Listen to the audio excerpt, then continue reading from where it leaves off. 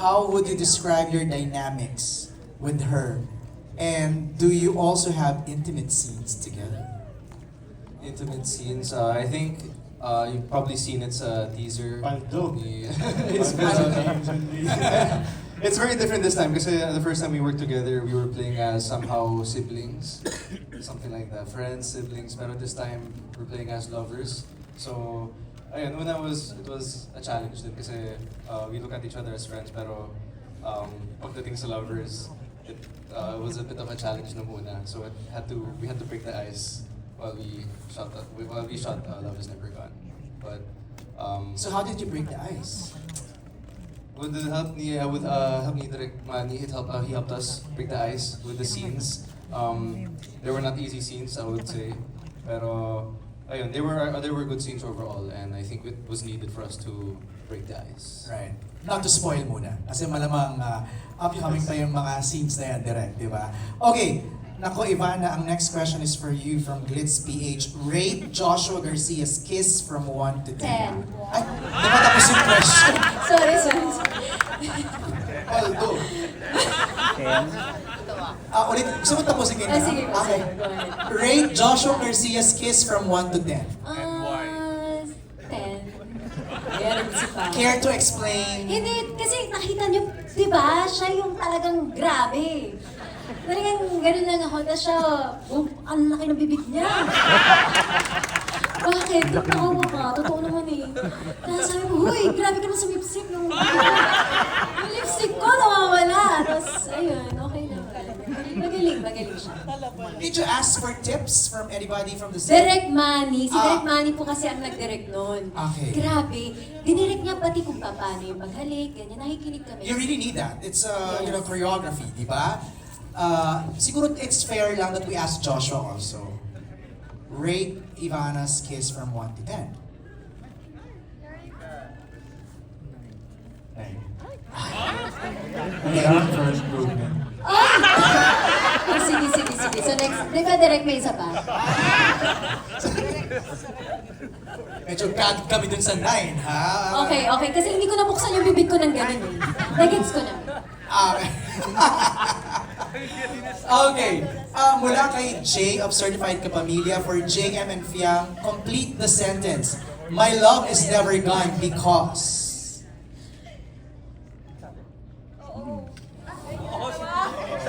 JM and Fiang, complete the sentence. My love is My never love gone is because... never gone because of you.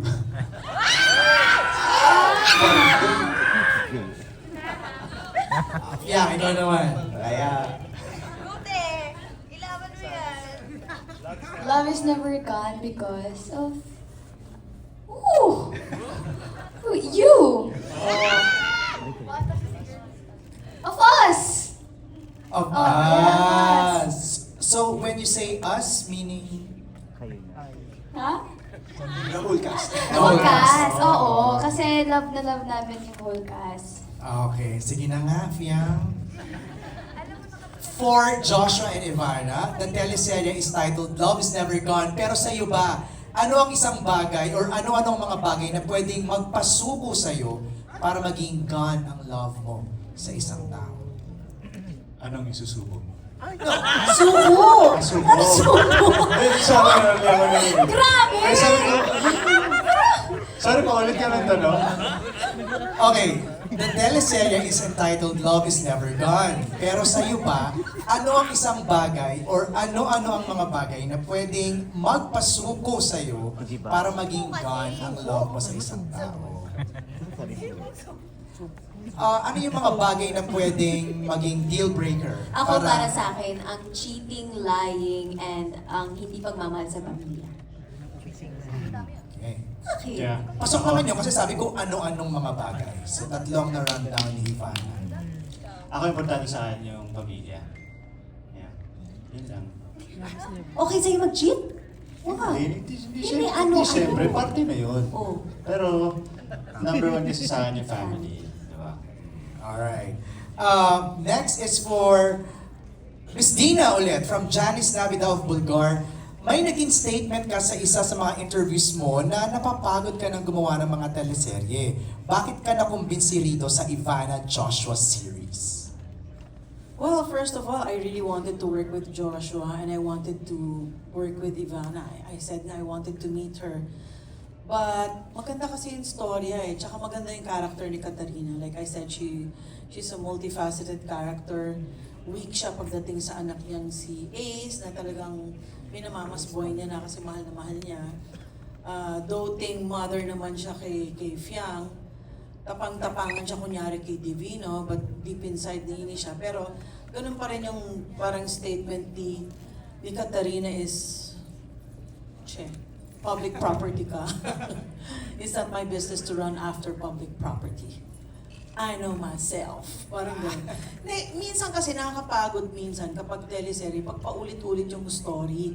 Like sabi ko nga, kadalasan sa mga TV series natin na napapanood, palagi yung issue, nawalan ng anak, na-inlove sila, yung pala magkapatid sila. But it's always may issue nawalan ng anak, nagkapalit yung anak, nawawala yung nanay. Parang napaka-common, parang wala namang ibang kwento. But with this kasi, Love is Never Gone, I love it, di ba? Sinabi ko nga doon sa In the Making, this is more Hollywood than Filipino. Kasi there's a lot of action in it. And it's so timely kasi here we deal on the issues of human trafficking, merong smuggling, merong parang medyo diskaya yata ang role ko eh. Shh daw, sabi ni Direk Manny, shh. Hindi, parang kasi alahera siya. And then, basta parang smuggling ang ginagawa niya. But it's so timely yung mga issues dito. So sabi ko, itong dapat napapanood. May action, may sex, may love, may romance, may family. Parang every person can relate. Hindi kayong, hindi naman nawawala yung anak ko, hindi ako makarelate. Ito makaka-relate ka. Lahat ng character, merong isang taong makakapulot ng hugot doon na, ako yan. Tama. Ako yan. Ayan, tsaka sa mga lalaking babaero. Marami makaka-relate dyan. Yun. Alright, thank you, Miss D. Next question is for Joshua. Same pa rin, mula kay Janice. Gaano mo nakakilala ngayon si Ivana Alawi after niyo mag-shoot sa Morocco? Sobra. Sobrang ano? Sobrang kilala na. Spill the beans. Sobra, I mean, sobrang comfortable na ako sa kanya. Sobrang comfortable na, like, ang bilis na namin makagawa ng mga scenes together.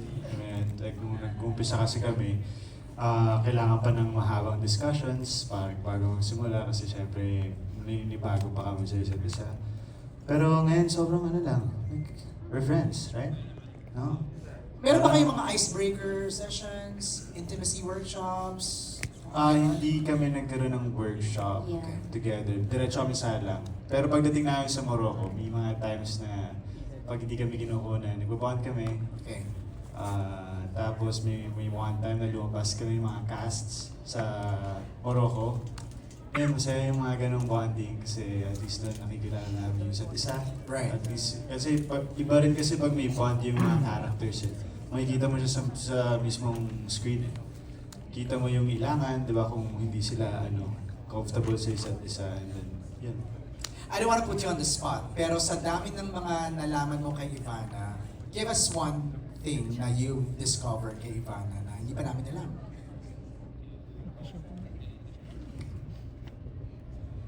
And same with Ivana, to Joshua.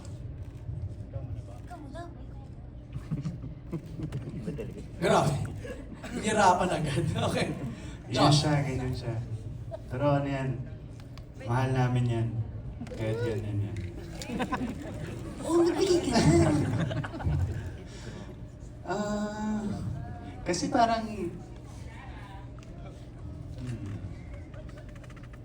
Interesting characteristic na discover mo sa kanya. Actually ako, kay Joshua, ang nakita ko. He's more than just an actor. Kasi alam naman natin, mahusay na actor si Joshua. But behind that, behind his yung pagpo-portray niya ng mga character, napakabait niyang tao. Very, very generous siya. and very matulungin. And he's fair with everyone. Everyone talaga. He treats everyone with respect, which is very nice. I have a question, paano mo natatagalan pag tumititig sa'yo si Joshua? Hindi nga ako tumitingin. Iniisip ko kasi kung ano ba hindi pa alam ng tao kay Ivana. Or maybe something we know na nalaman mo. Oh, alam naman natin kung gaano kabait si Ivana. Dami yung tinutulungan mo tao. Sobrang generous ng tao. And hindi lang yun dahil sa nakikita natin yun sa YouTube. Ganun din siya kasi sa totoong buhay. Okay. So parang inisip ko, ano ba yung hindi alam ng tao? Kasi pagdating niya sa set, yun siya, like, smiling siya sa lahat, binabati. Pero kanina tinatarayan-tarayan ka niya. So parang sabi mo, ganun Hindi, siya. ganun lang talaga yan. Oh. Okay. May irap-irap lang yan, pero mahal kami yan. Pero Ivana, lambing mo yun? Yes, yes. Oo, ganun ako eh. Masungit talaga yung yung ano, minsan Kasi yung konting... Oh, yan, ganun ba? ganun lang. Ano lang yun? Wala yun. Correct. Lambing lang ni Ivana. Yes. Yan, no? But it really appears no, sa chemistry body language nyo, parang medyo... Tsaka never kami nag-away, wala. Ever. Mabilis siyang umiyak. Uy! Mabilis siyang umiyak sa mga eksena. Yun yung minsan nagugulat ako. Yung parang nagre-ready pa lang ako, tapos kita ko siya, alam, umiyak na siya. So parang ako, natitense na ako siya. Oh, ikaw pa talaga na-pressure ha. Ako na-pressure sa kanya. Grabe, yung mata pa lang niya, yung gumagano na yung mata niya. Parang wow. Kasi mabilis siyang umiyak. And then parang natutuwa ako kasi every time na gumagawa kami ng scene, parang nasa same page na kami palagi.